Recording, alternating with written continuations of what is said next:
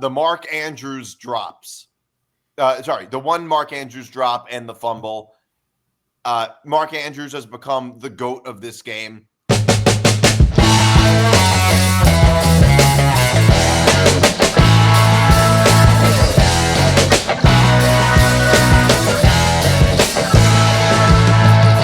Hey, what's up, everybody? I'm Nick DiMartino. That's Johnny Montalbano. This is another episode of Moving the Goalposts. You can follow us across social media at MTGP ETV. You can follow the Empty the Bench Network across social media at ETV Network. You can follow me on Twitter at Nick DiMart. You can follow Johnny at Montalbano NY. You can find all Empty the Bench shows. You can watch all Empty the Bench shows on YouTube.com/ETV Network. You can listen to all Empty the Bench shows on ETVpodcast.com. And you can listen to Moving the Goalposts wherever you get your podcasts. And make sure to like and subscribe. And this show, Moving the Goalposts, is presented by Playback. Watching sports is more fun with others, but we spend too much time watching alone. Playback is a virtual space where communities can stream live sports together with everyone perfectly synced up. Creators can hop on stage, deliver their own play-by-play analysis and commentary, and invite viewers up for Q&A. Playback makes watching sports fully interactive and a social experience. From playing fantasy sports, repping your favorite players and teams, and watching with the commentators and communities you care about. Win or lose, sports are best enjoyed together. Join our community by going to playback.tv/ETV Network to find out more, including our live stream schedule. And by the way, we just had a live stream last night of the national championship game, which I was on. Yeah, how was that? It was pretty good, actually. I would say it was pretty good. Ben was on, who was an Ohio State fan.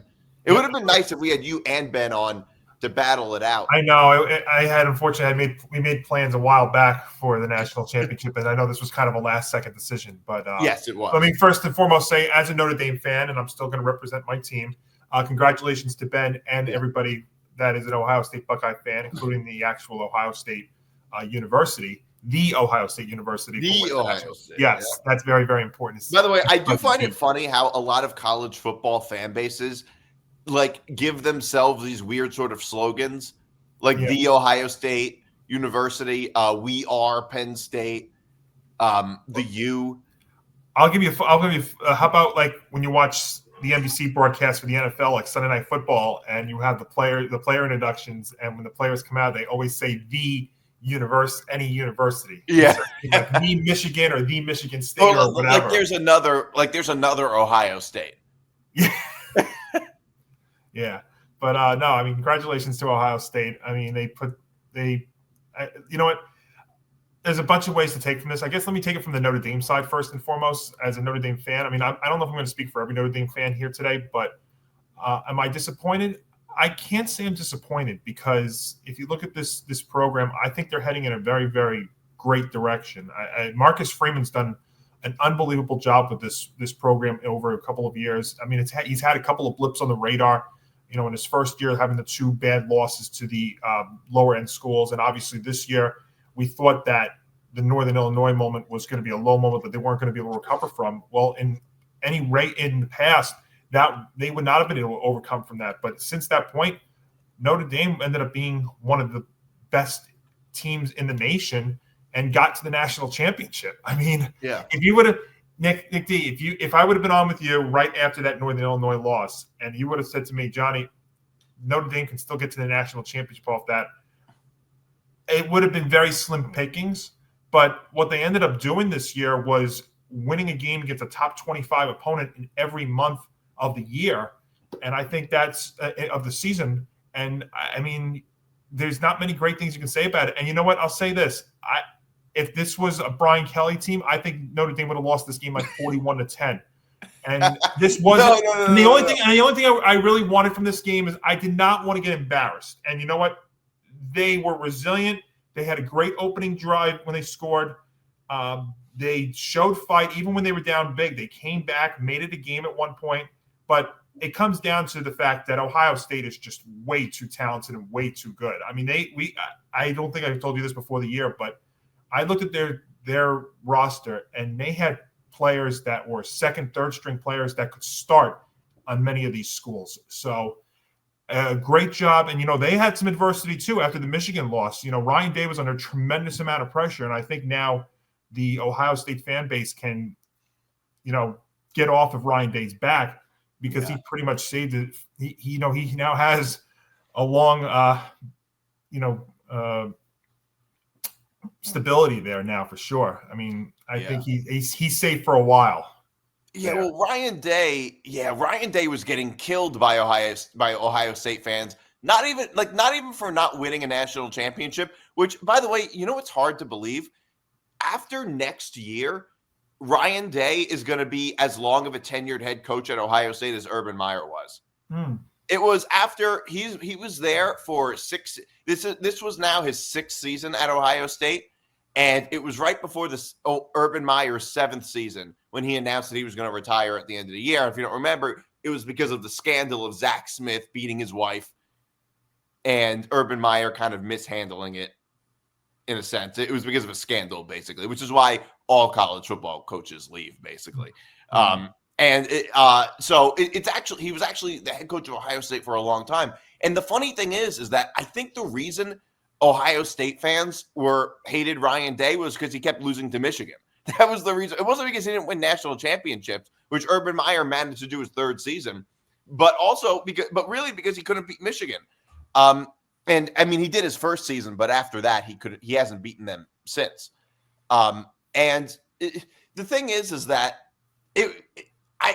part of me felt bad for Ryan Day because somebody like Ryan Day is sort of held to an impossible standard or a very unrealistic standard in a sense, because it's almost like whoever replaces Derek Jeter at shortstop.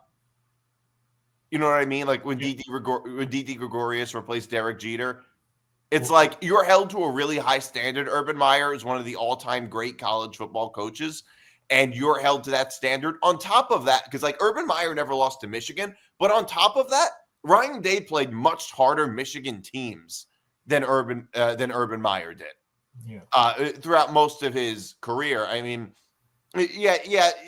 Urban Meyer had Harbaugh teams that he played against, but the truth is like Harbaugh really started getting going after Ryan Day took over at Ohio State. So it wasn't like it was exactly like, I feel like if Urban Meyer had stayed at Ohio State, Michigan still would have ended up winning anyway.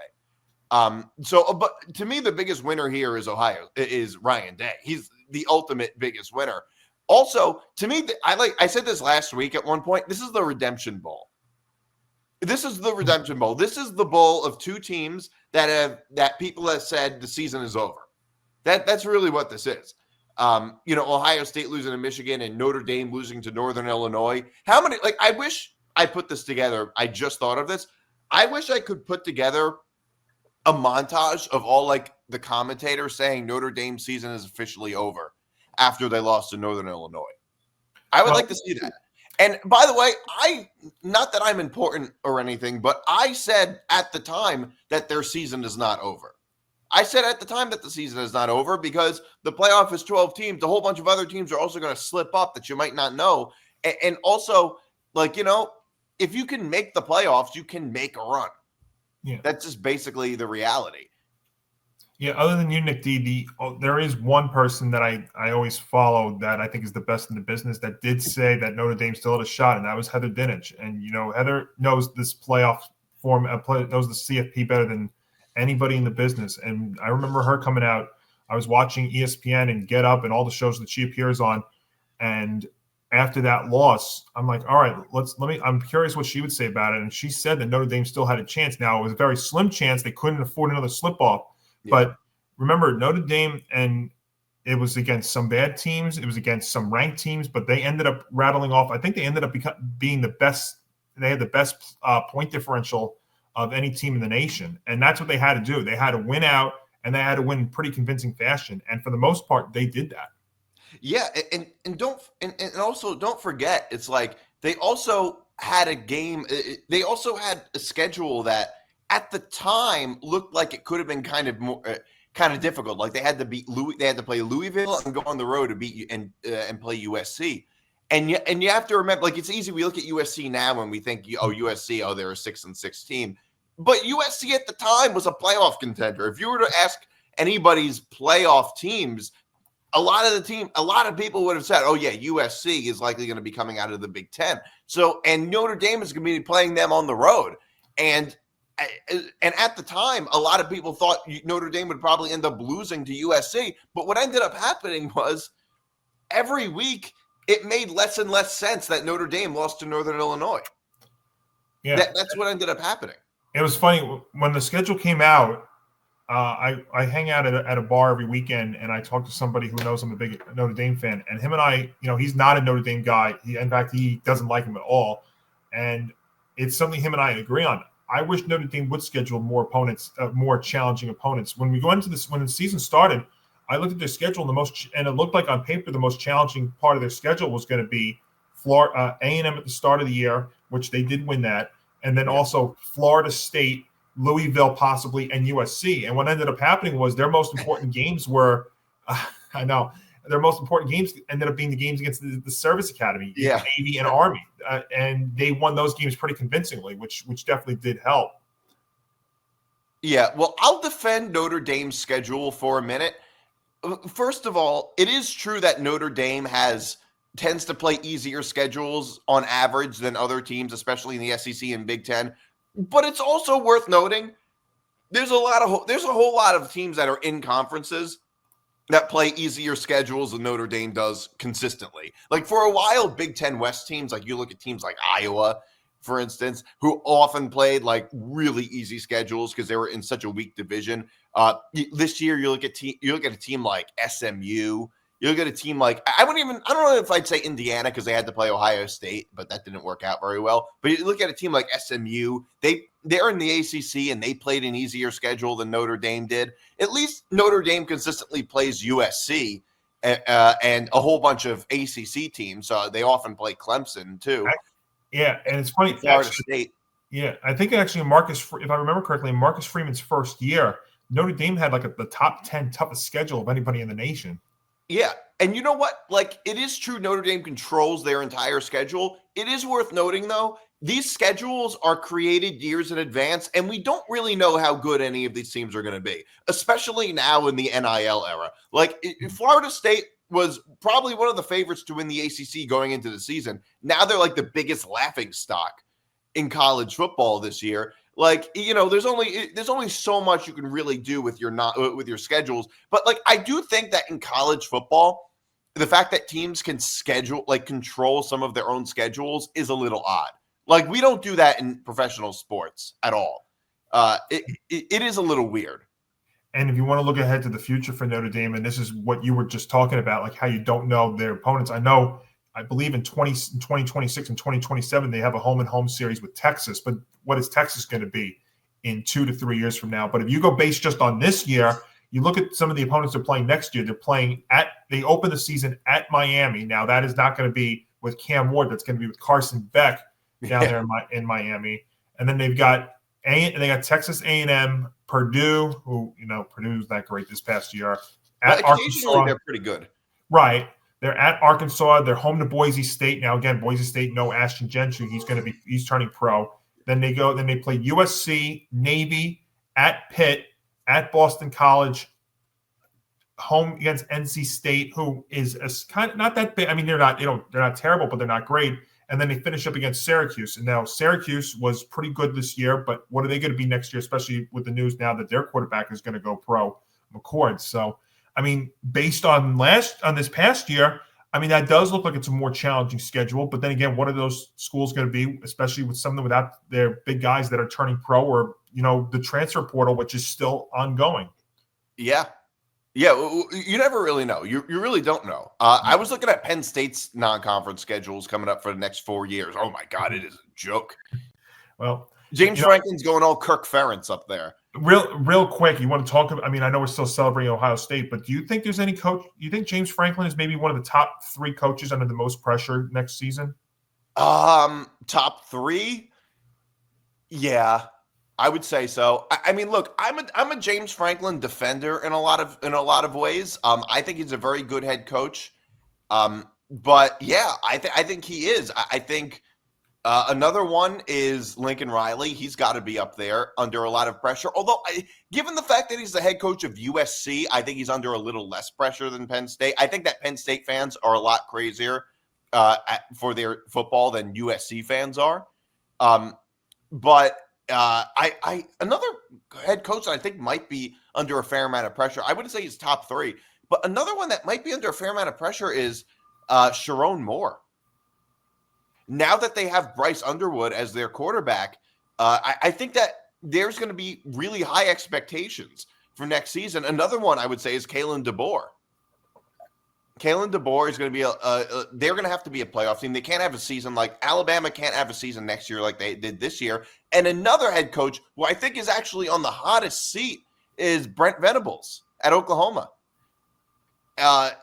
Oklahoma had a disaster of a season, and people are talking about Lincoln Riley at USC. I mean, look at the team that he left and how it's in shambles. I mean, it almost looks like the Cavs when LeBron left the first time. Good point. Oklahoma. So I think all those. In fact, I think Brent Venables' job is going to be on the line next year. I don't think James Franklin's job is on the line. Yeah, I mean, I wasn't basically saying on the line. Maybe I should. But he is under a lot of pressure. 10, but he's under a lot of pressure with the fact that he, we talk about teams that, coaches that don't win big games. James Franklin, we've documented his struggles against top 10 teams since he's been at Penn State. Now that's been with Ohio State and Michigan, but we'll see. But listen, congratulations to Ohio State. They played great. The second quarter was really the whole game because they dominated that whole one. They had 3 very long drives, which led to 3 touchdowns. After Notre Dame had a very good touchdown drive in the first quarter, but once the second quarter hit, that was really all Ohio State, and that was really the game because we're going to talk about this when we talk about the pros, but when your defense is on the field for that long a period of time, I don't care how good it is, it gets exposed, and those were 3 very good double-digit play drives for the Buckeyes, which ended up, they actually scored 31 unanswered. Going even with the third quarter too, so that's hard to come back from if you're Notre Dame. The momentum was all there with the Buckeyes, but they could have Notre Dame could have laid flat the rest of the way. They were down 31-7. They actually closed it to within 31-23 in the fourth. But at the end of the day, as I said at the start of the episode, the Buckeyes are just way too talented, and congratulations to them. I can't even say I'm disappointed. I was really more bummed about the 2013 national championship, the 2012 national championship against Alabama, which I still feel like was one in my lifetime. I think was like the second biggest mismatch in national championship game history. That's the problem with the old format. Yeah, I agree. And that was a very special team too. And Notre Dame really never got back to that way. Until now, really. Brian Kelly. You want to talk about a guy who couldn't win the big game? Brian Kelly, when he was with Notre Dame, really. He had some moments. Still like that. Yeah, and that's what I love. It goes down and that's makes me feel vindicated.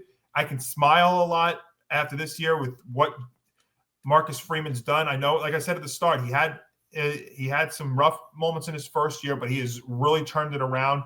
And that's why you even saw the Chicago Bears actually wanting to interview him for their head coach. Yeah, I saw those rumors, and I don't know how much I believe those rumors. I believe the Bears may have wanted to interview him. I don't know if Marcus Freeman would want to become the Bears head coach. I agree. It sounds like a career death sentence. Yeah, I think it was. At this point, you're seeing. When we talk about your Jets, them interviewing every possible candidate for head coach and GM. I think it was just all really logic, really from the Bears side, and they ended up getting their guy this week.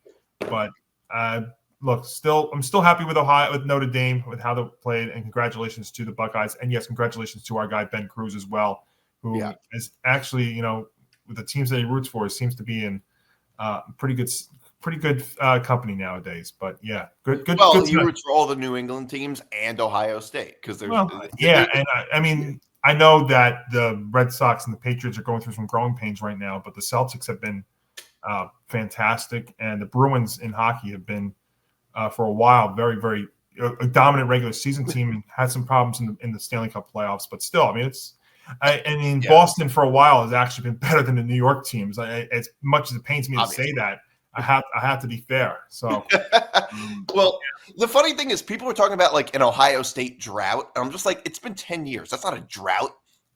Like 10 years. I know, yeah. That's not a goddamn drought. I mean, I haven't even seen any of my teams win any sort of championship in my lifetime.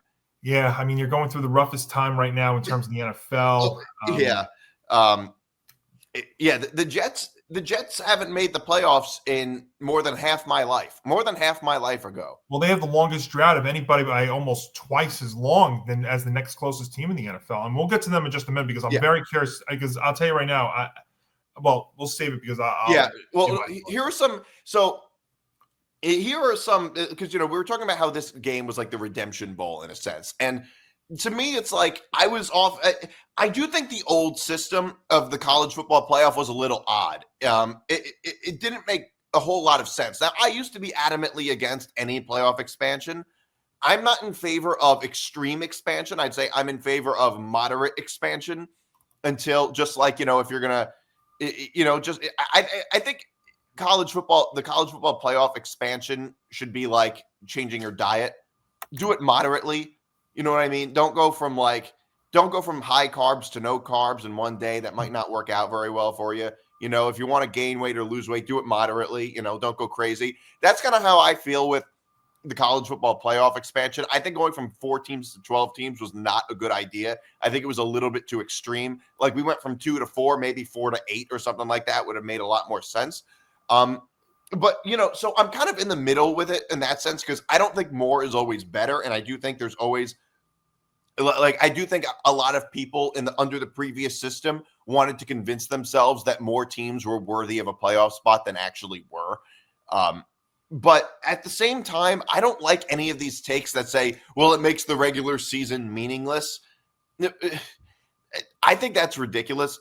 I think that teams should be allowed to have bad games and redeem themselves. And I think this year proves it because Notre Dame and Ohio State both had bad losses and were able to redeem themselves.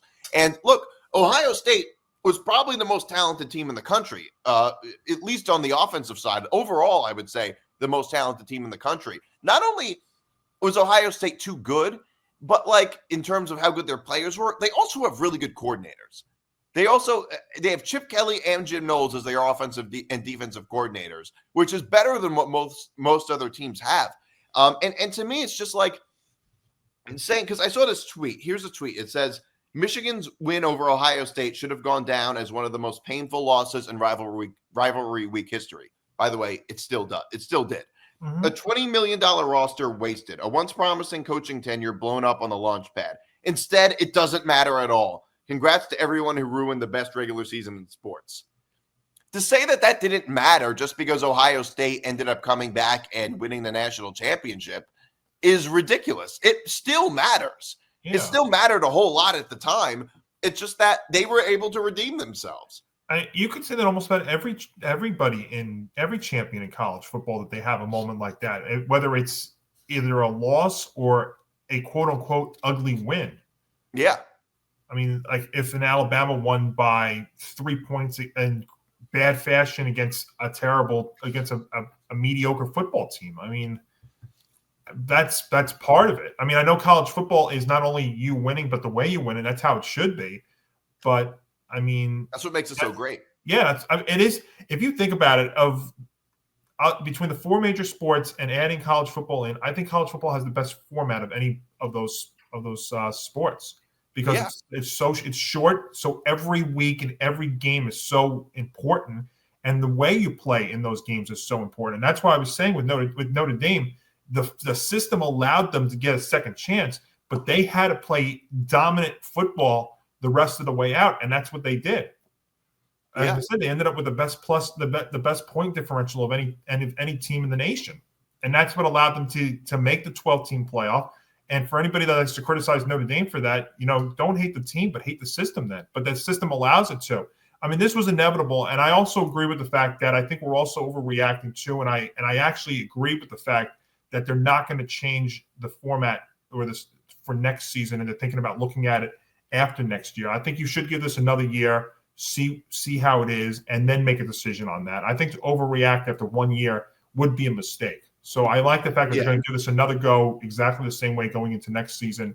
And I agree with you. I didn't like the 12-team format at first. I was in favor of expansion was inevitable, but I was for going to either 6 or 8 teams.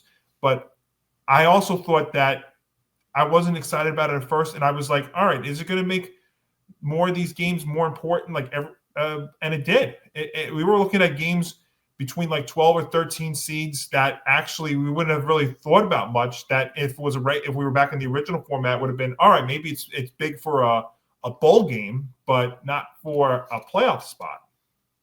Yeah, no, that's absolutely true. It's just like I also think there were a lot of teams that were good enough, and many of them Ohio State teams, because Ohio State's a team that tends to win a lot of games they're not supposed to win, but they also lose a lot of bad games. They're like the opposite of Penn State, who like doesn't win. They never really beat teams that are better than them very much, but they also don't really lose the games they're supposed to win, which in fairness is a pretty underrated skill in and of itself.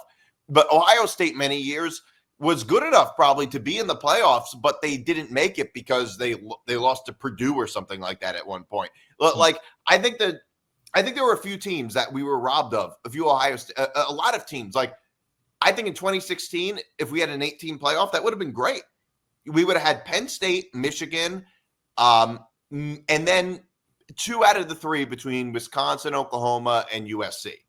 And I think that would have been great. I think USC that year was absolutely good enough to be in the playoffs. In fact, they went on the road and beat Washington, physically dominated Washington that year, and Washington ended up making the playoffs. And it's part of me thinks that it's just like, yeah, I think those teams were good enough to compete in the playoffs. Or the year before when Ohio State had that terrible loss against Michigan State, and they didn't end up making the playoffs. And it's like, I'm not saying they should have been put in over Michigan State, but it's just like Ohio State could have competed with Alabama and Clemson that year if they ended up making it. So I think there were a lot of cases where we were robbed of some really good matchups because Michigan State and Oklahoma were in, neither of those teams really were that good. So, and instead what's happening is these really good teams are going to these bowl games where the best players are sitting out. And that's not really ideal either.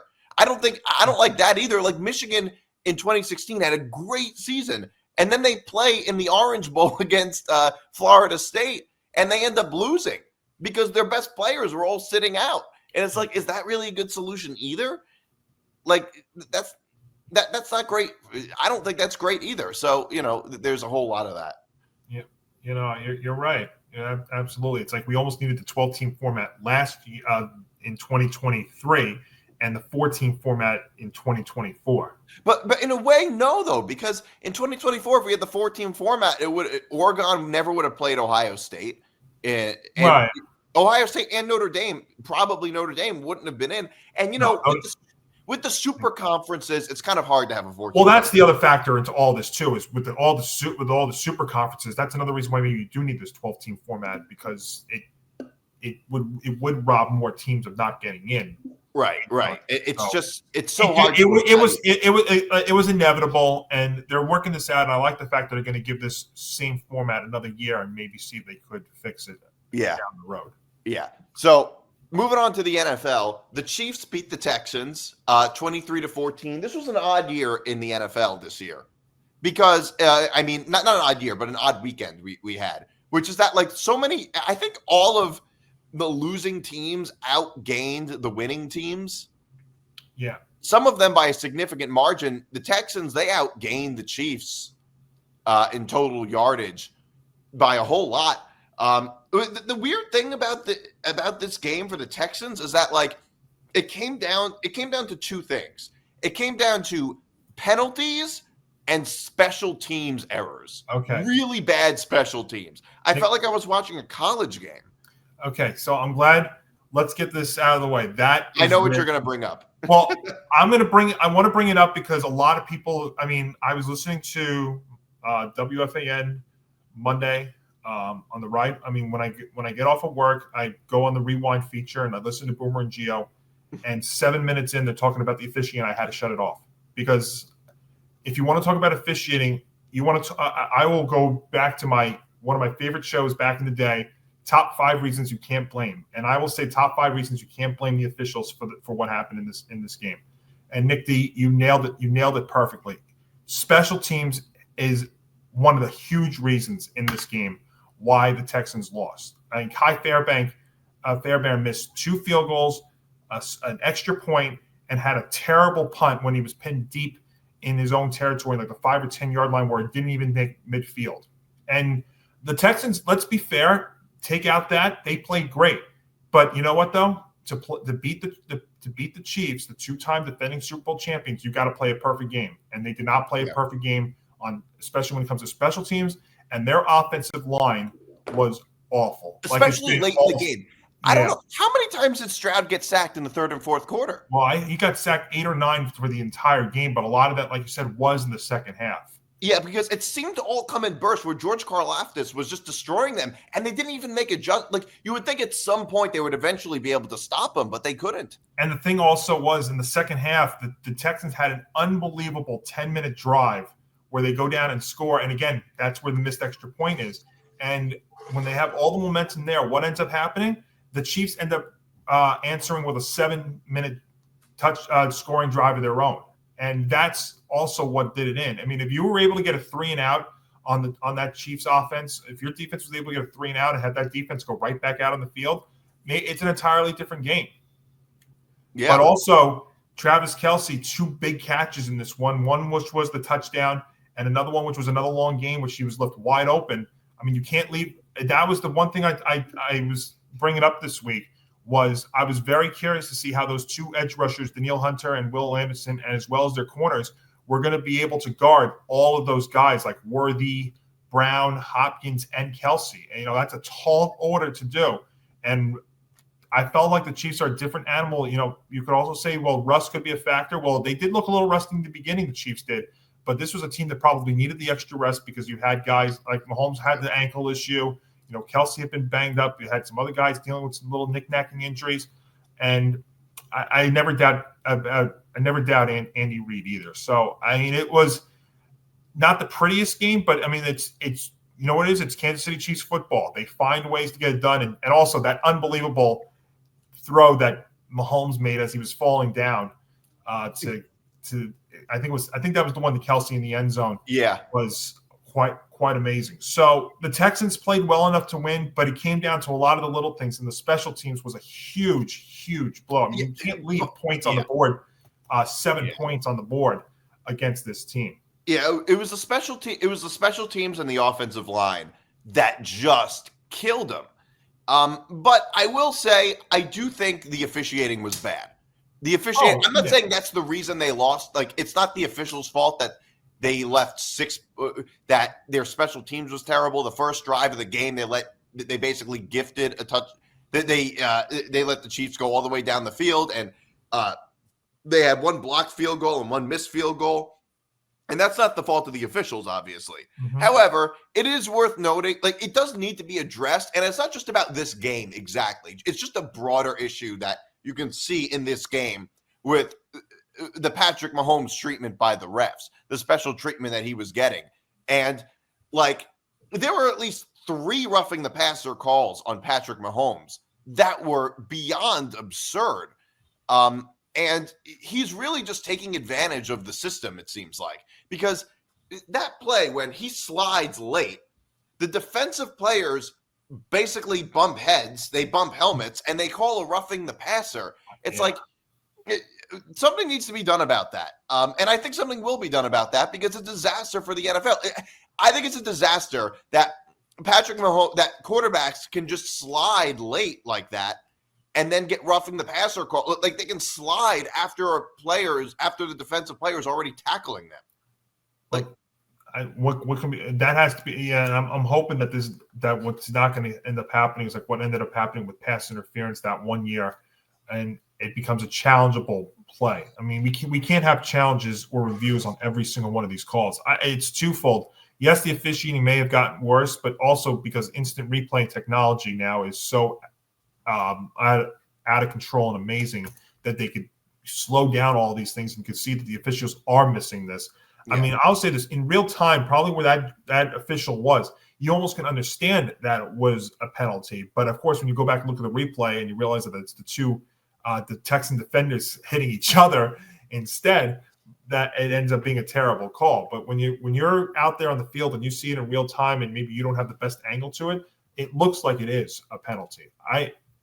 So that I can understand. But I just hope that the NFL doesn't become reactive like they were, like when what happened with the Rams and the Saints in the playoffs several years ago, where the missing of the pass interference, and they ended up deciding the following year to do a reviewable pass interference, because you want to talk about slowing this game down. I mean, my God, we're going to be talking about you think college football takes forever? My God, the NFL will take almost 3.5, 4 hours per game, and you don't want that. Yeah, which is a big problem in college football, by the way. Those games are going on and on and on. It's funny because they tried to address that, and then they did another thing this year that actually slowed it back down again.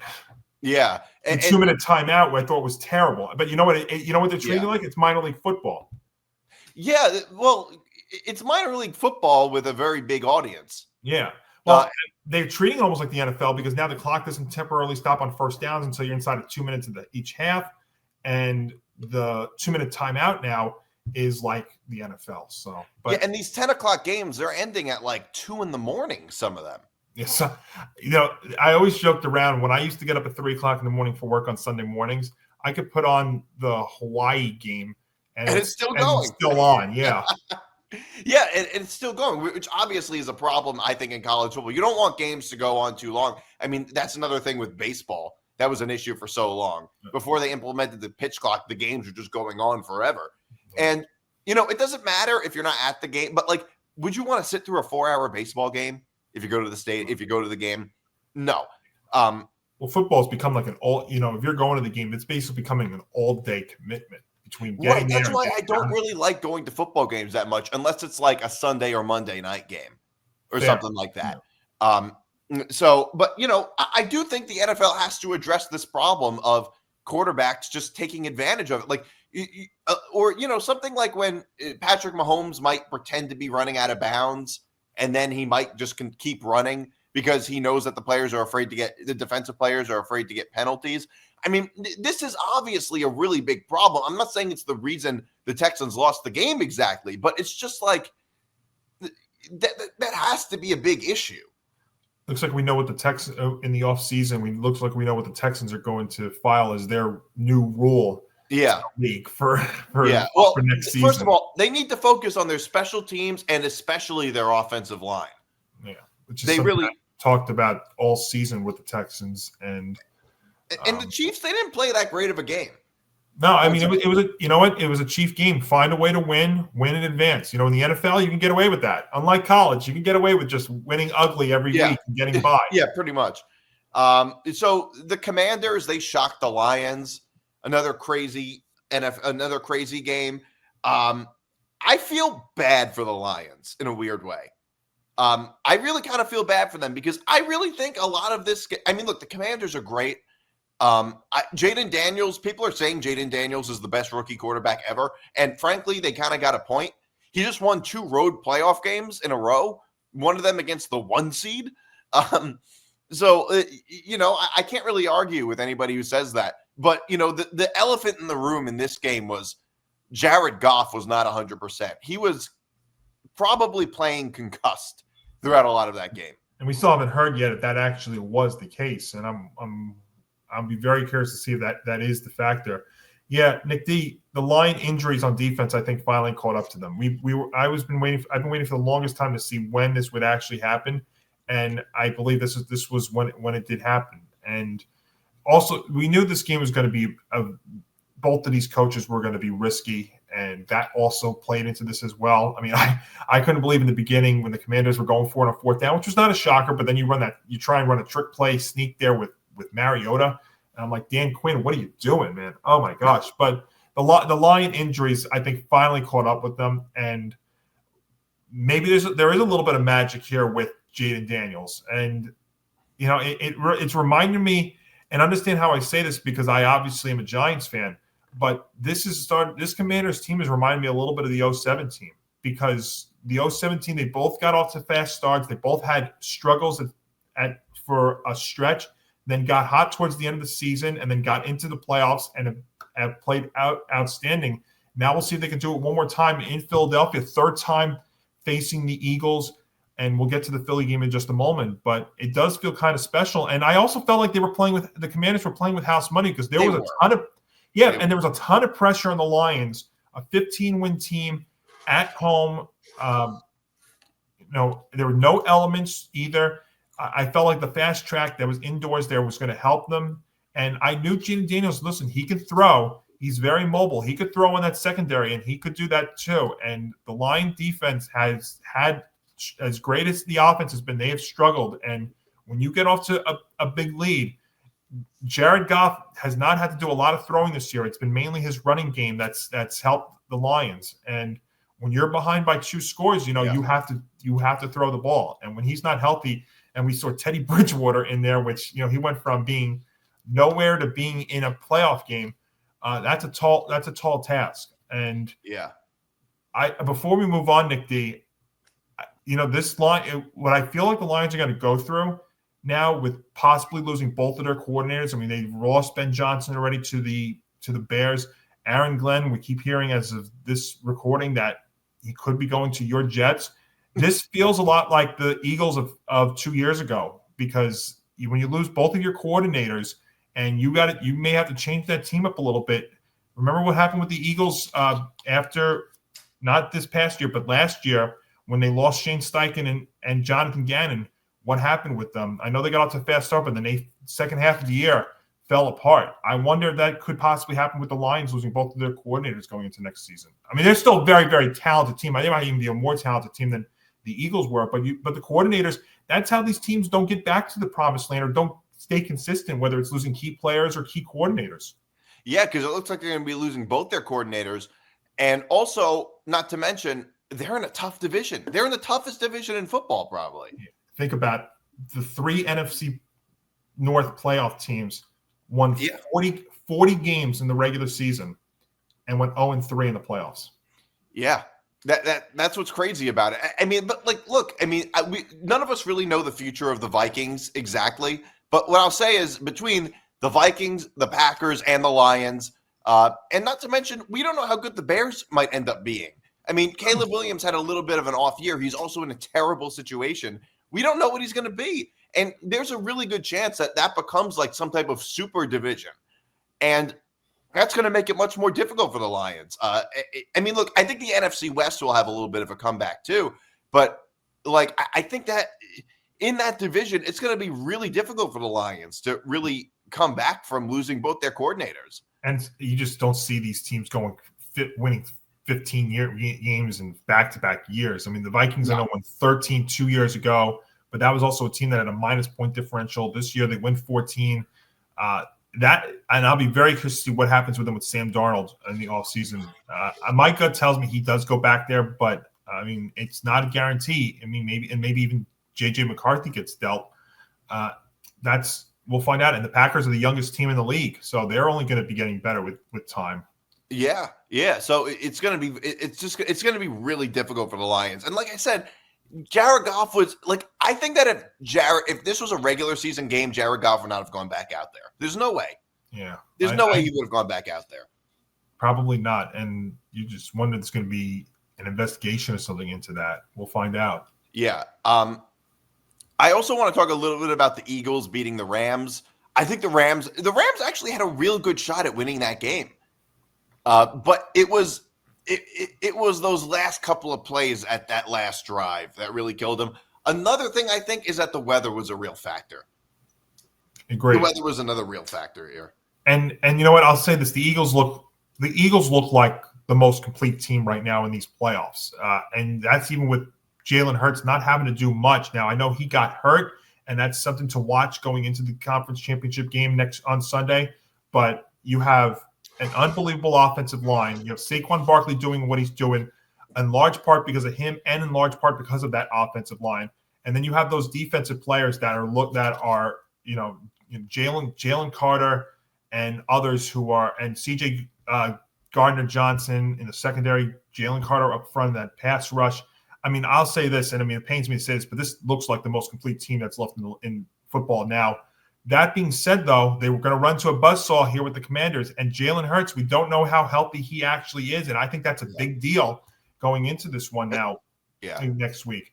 And the interesting thing is that's the one weakness the Commanders have is the run defense. So I could see Saquon Barkley going off for a huge game next week, and we'll find out. But they look like the most complete team, and especially if Jalen Hurts is healthy, and I'm sure he'll play. But how effective can he be?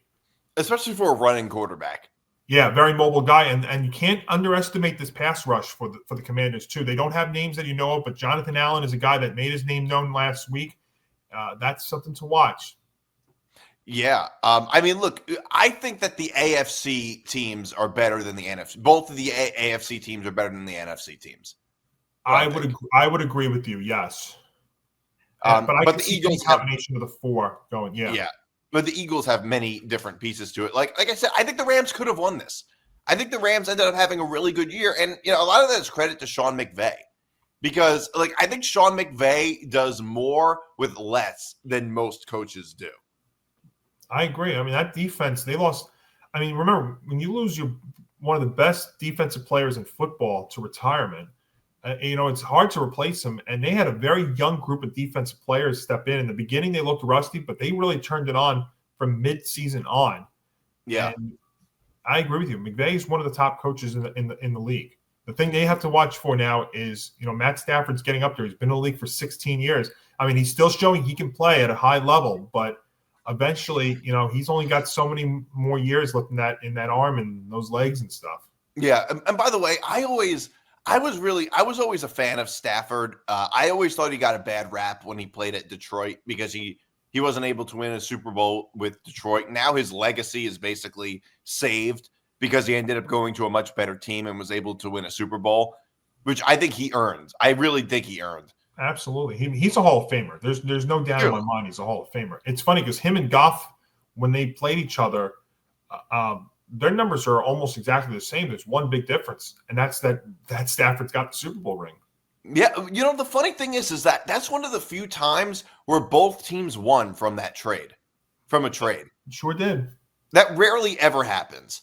But both teams really came out on top. The Bills beat the Ravens. We have to address this game. Mm-hmm. We have to address this. The Mark Andrews drops. The one Mark Andrews drop and the fumble. Mark Andrews has become the GOAT of this game. Let's not also forget in the first half, Lamar Jackson had a fumble and a terrible interception in the first half. So let's not forget that part either. I mean, Lamar Jackson didn't play a bad game at all. We see this a lot in college football. Overall, he played a fairly good game, but he was just bad situationally. Kind of like Will Howard against Oregon. He played a good game, but he slid when the clock turned 0. Yes. So it's just that's kind of what happened here with the Ravens. I don't like this whole thing of, Lamar Jackson can't win in the playoffs. All right, there's a little bit of truth to that. It's also true he's in the division with Josh Allen and Patrick Mahomes. It's just he's in a really tough conference also is what I'm saying. But it's not unfair to point that out either, that he also had a really bad fumble and threw a really bad interception. It wasn't like a defender made a great play. There was nobody in sight. It's it looked like he purposely threw it to the defender. That's how wide open he was. But to me, the most interesting thing about this was the Bills' game plan. Their game plan looked a lot like Notre Dame's game plan against Ohio State, which I thought was unusual. You'd think they'd air it out a little more with Josh Allen as their quarterback.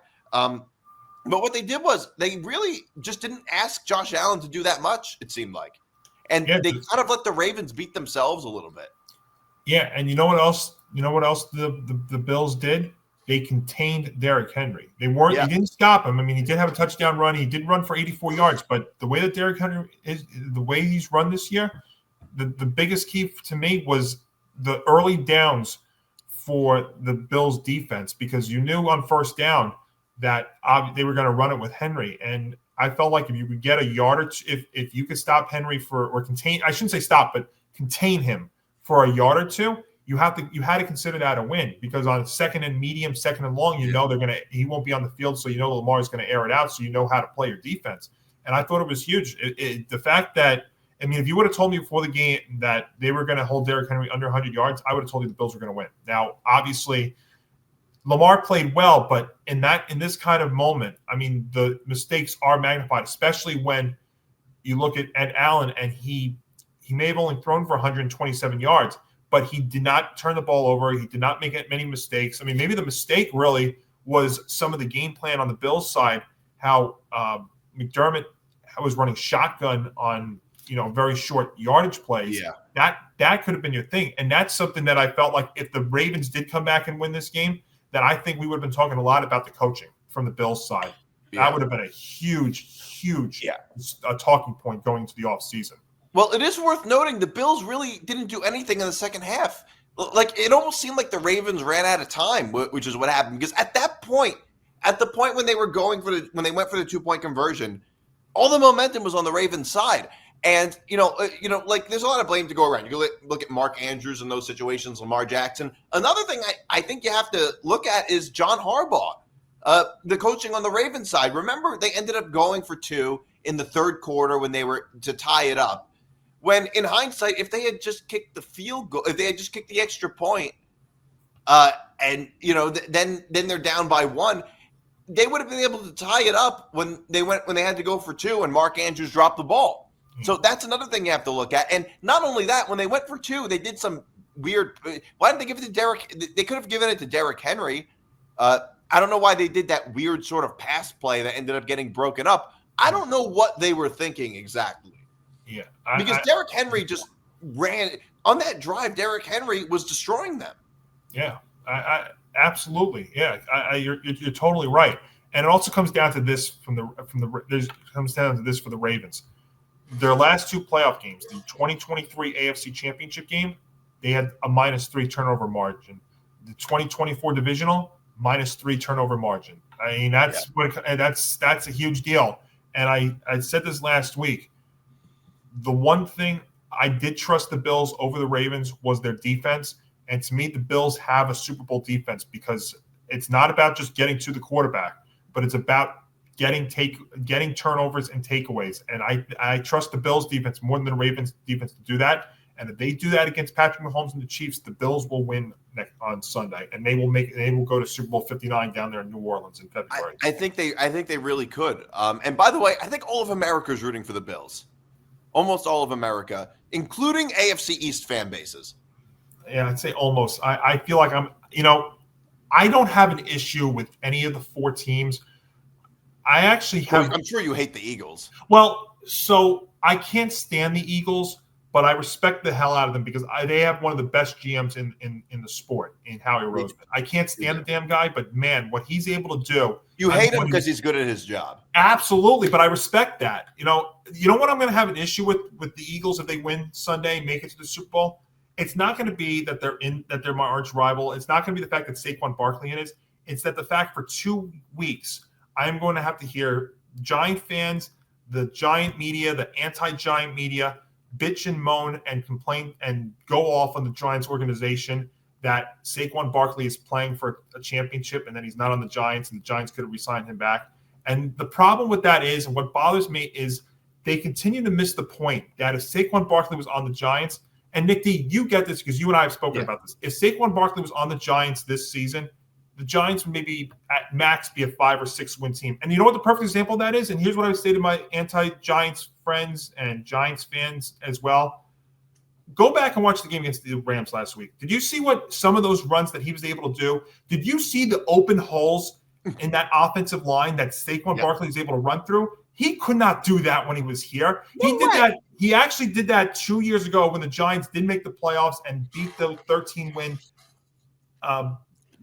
Vikings team. He was able. There were open holes, but when the last year before he left, he always had to run to the outside, which meant that the defense, the safeties were able to catch up to him. And I don't care how good you are, if you're forced to go east-west instead of north-south, those secondary players and those defensive players are going to catch up to him and stop him. So the only way they were able to counter that was to throw the ball out of the backfield to him, or they have to throw a side pass to him and take off from there.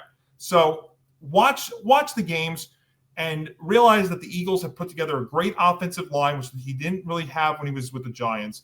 And also realize that team is just better equipped for him. I mean, that's what it comes down to. It doesn't bother me that he's doing well there because he would not have been able to do what he did in Philadelphia if he was with this organization or the Giants. That's what it comes down to. People aren't looking at it rationally because it's just like they're like, oh, he's doing it with their rival. It's like, yeah, it sucks in a sense, in a feeling. It's the anti-Giants media though. That's the problem. I want Get Up and First Take on ESPN are anti-Giant. I mean, and they shouldn't be pro or anti anybody. I mean, they should just be fair about it. But I mean, I'm watching. I mean, there are people that are on social media that are so-called reporters that are doing this. I'm not going to name names. I don't feel like even saying anti-media because I hate doing that when other people do it. But I mean, it just comes down to the fact that people try and take cheap shots at the Giants. I don't know what it is. I don't know if they're just jealous of the team. They've had to do more with less, or let's just be honest. While they've been one of the worst teams in football the last several years, they're still one of the more successful teams in the 21st century. I mean, I hate to tell you that, but that's exactly what it is. Both can be true, but I mean, but they haven't been successful in the last decade. That's no. Listen, I can tell you that the last several years they have been one of the worst teams in football. There's no doubt about it. But it's also the fact that the 40 Super Bowl 42 and 46 trigger a lot of people. I mean, because were they the best team? No. I'll tell you right now, a lot of the time, I hate to break it to you. A lot of the time, the best teams in football are not the ones winning the Super Bowl.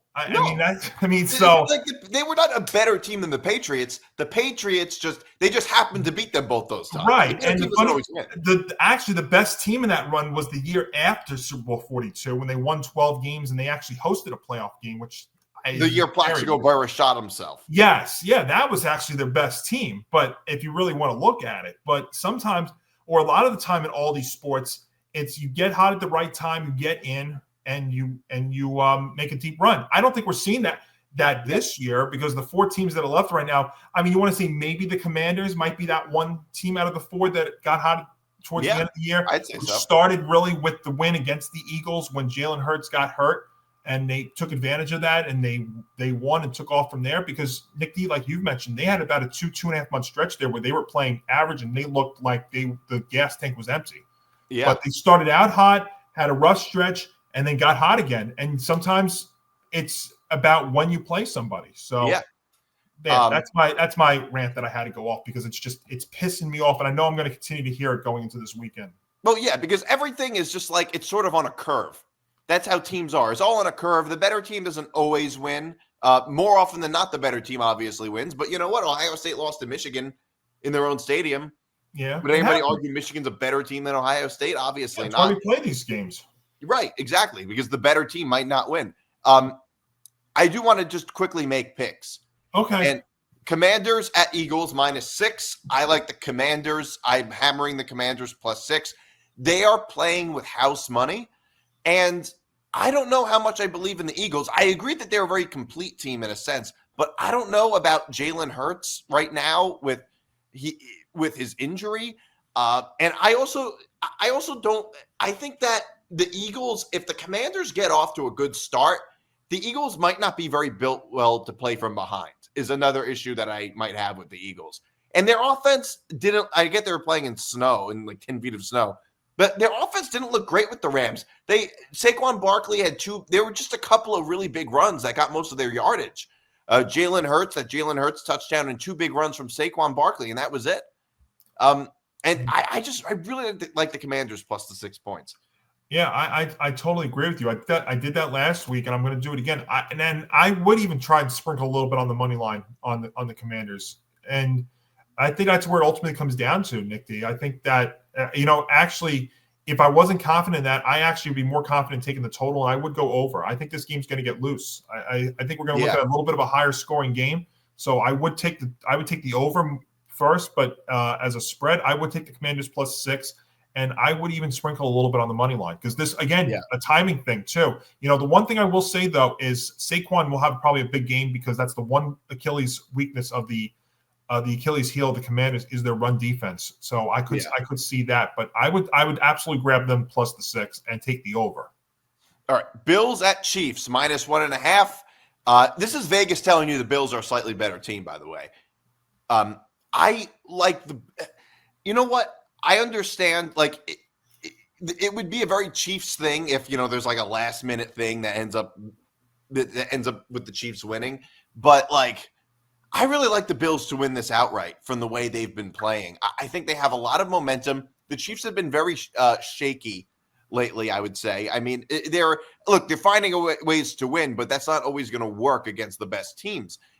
And from the way the Bills have been playing, I really like the Bills. I like the Bills this game. I think it's their year. I like the Bills, and I like the under, too, depending on what the game plan for the Bills is going to be. And a lot of these Chiefs games have been lower scoring lately. Yeah, and that's why, Nick D, honestly, I wouldn't touch the spread. I would take the under. That's the best pick for me.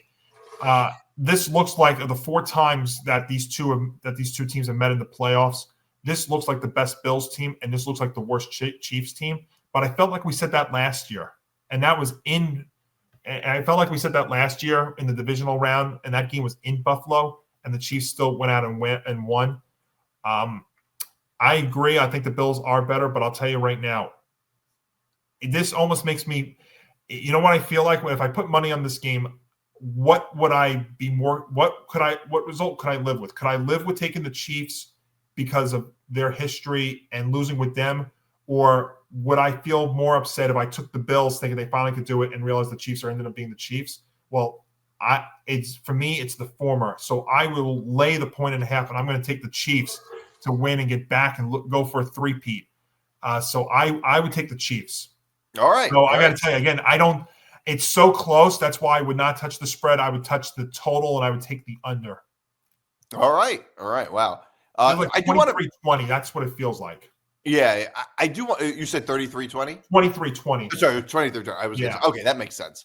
I do want to talk about this for a minute. Mm-hmm. The Jets head coaching search. Briefly, I want to talk about this. Apparently, we're going to hire Aaron Glenn. I don't like this hire. I am not a fan of the Aaron Glenn hire. I think that a lot of Jet fans want Aaron Glenn just because he played on the Jets. That doesn't make it a good hire for the Jets situation right now. Do we really need another defensive coordinator without any head coaching experience? That's exactly what the problem was with Robert Saleh and Todd Bowles. I'd much rather have a guy with experience, or if anything, maybe an offensive-minded head coach. But especially looking at the way the Lions defense got carved up by the Commanders last week, I'm not saying Aaron Glenn's not a good coordinator, but I just don't buy it as a head coach exactly. I'm not saying he can't end up being good, but I'm not convinced. Nick D, I'm looking at this. First of all, who's the GM? Why do you not have a GM first? Yeah, coach. That's a good point. And then also, this is, I hate to say this feels like same old Jets again, because we're going to go to another inexperienced defensive coordinator to be the head coach. Yeah. Right? Did it with Robert Saleh. Now, Rex Ryan, it did work out with at least the first 2 years, but why are we going down this road? I think for the Jets, it is so important to get an experienced guy in there, whether it's a Brian Flores or in your instance. I mean, I would have loved Vrabel, but that seemed like a pipe dream at this point. I think Brian Flores would be fantastic. I mean, as a defensive guy, and he's had head coaching experience, I think he's the perfect kind of fit. And I also feel like Doug Peterson also would have been a good option too. I think the experience is a huge deal, but also like who's the GM? So are they going to hire the head coach before they hire a GM? That's a good question. Apparently, they're going to hire Lance Newmark, who's the assistant general manager of the Commanders. Oh, see, I think this is so bad on both fronts. I think it's ridiculous, and you better hope. And you wonder if what kind of role Aaron Rodgers has in all this. And I don't know if he has much of a role in this at all, because he's already the organization so much. If it was a year ago, I would have said yes. Aaron Rodgers probably has a lot to do with it, but right now, I don't really feel that way. I think this is terrible on both ends. I don't get it at all. I don't know why they continue to go down this road, because what happens, Nick D, in 2 years if we have the same this feels like in 2 years we're going to have the same conversation again. Absolutely. No. Look, and I don't know. And the thing is, they might be in a worse spot because we don't know Aaron Rodgers is coming back next year, and if he takes so much time that you can't figure out what to do with your quarterback situation, where do you go? Yeah, people think I'm crazy, and I think I'm in the minority when it comes to Jet fans on this. but like I'd much rather have Doug Peterson than Aaron Glenn, and it's frankly not even close. I mean, like I'd much rather have a guy who has experience and a history of success in the NFL as a head coach, whereas Aaron Glenn has no experience and was as a head coach and was just a defensive coordinator. And you know what? Doug Peterson, I've said this many times, he won a Super Bowl with a backup quarterback and beat Brady and Belichick in that Super Bowl, and he outcoached Belichick in that Super Bowl. Absolutely. Nobody can take that away from him. I don't know what's going on. I really don't know. And if I'm a Jets fan, I would be livid. And it looks like they're going to hire Aaron Glenn. Hiring a head coach before the GM was just absurd. By the time the show comes out, they may have already hired Aaron Glenn, by the way. Probably, yeah. Well, especially since you have me on this week, yes. So I think that it's just a bad hire. I think so. You're going to hire the assistant general manager? Like, I don't know. Look, I don't know a ton about the GMs that are available. Most GMs we haven't heard of until they get hired by your team. But yeah, this is just the same old Jets. It's going to be a disaster. Especially when we don't know where the quarterback is, because if Aaron Rodgers does retire, I mean, even if he comes back, you're going to bring him back at 41 going on 42. I know his numbers look great, but if he doesn't come back, then your other quarterbacks in the room are what? Tyrod Taylor and Jordan Travis. Jordan Travis may end up being really good. Yeah. I mean, of course, his lasting image was the fact that he got hurt right at the very end there at Florida State. And obviously, we know what happened with him not missing the playoff because of it. But don't forget, Jordan Travis is probably the best quarterback in college football that year. Yeah, you're right. It's a bad – I mean, they are actually, I think, one of the teams that are in the worst spot of anybody right now. I mean, you see some at least have direction. I don't know what direction this team has. So we're at the end of the show. So we have to do unnecessary wagers. So here's my parlay. Let's hear it. Bills money line. I under 47.5. 250 or more Patrick Mahomes passing yards. 225 plus Josh Allen passing yards. 50 plus Josh Allen rushing yards, and 50 or more James Cook rushing yards. Okay. That's assuming they're going to have the same game plan as last week. It's not a bad one. You know what's funny? No. There's more. Oh, I was going to say, because that's all right. Keep going. There's more. It has to be unnecessary, so yeah, there has to be more. Correct. Over 47.5 Eagles Commanders. Commanders +6. Saquon Barkley anytime touchdown scorer. Jaden Daniels for 1 or more passing touchdowns. Terry McLaurin 5 or more receptions, and Devontae Smith 4 or more receptions. Okay. I'm a little nervous about the Devontae Smith one. You know what I'm nervous about? I'm nervous about the Mahomes throwing passing yards. Yeah, that too a little bit, maybe. And what was the other one you said you were nervous about? Devontae Smith. I agree. Those are the two. Otherwise, I think it has a chance. Yeah, well, it's a long one. It's a long shot. Yes, it is a long shot, but that's what they're supposed to be. By the way, before we go, can I just make one quick baseball note, because this came out while we were recording? Congratulations to Ichiro, CC Sabathia, and Billy Wagner elected to the Hall of Fame. Oh, really? Yes. Ichiro. Yes, Ichiro actually missed by 1 vote from being unanimous. Oh, really? I wonder who the douchebag was who didn't vote for him. Yeah, so he got 99.7%, CC got 86.8%, and Billy Wagner got 82.5%. Oh, wow. So, well, I know him as a Met. Actually, and he was on the Phillies too, obviously, but I remember him as a Met. And Astros as well. I mean, I remember him as a Met with Enter Sandman, that whole big thing. But he was awesome. So congratulations to those 3 guys, and we'll see him in Cooperstown later this year. Yeah. All right. So that's our show this week. I'll be back next week. Thanks for tuning in, everybody.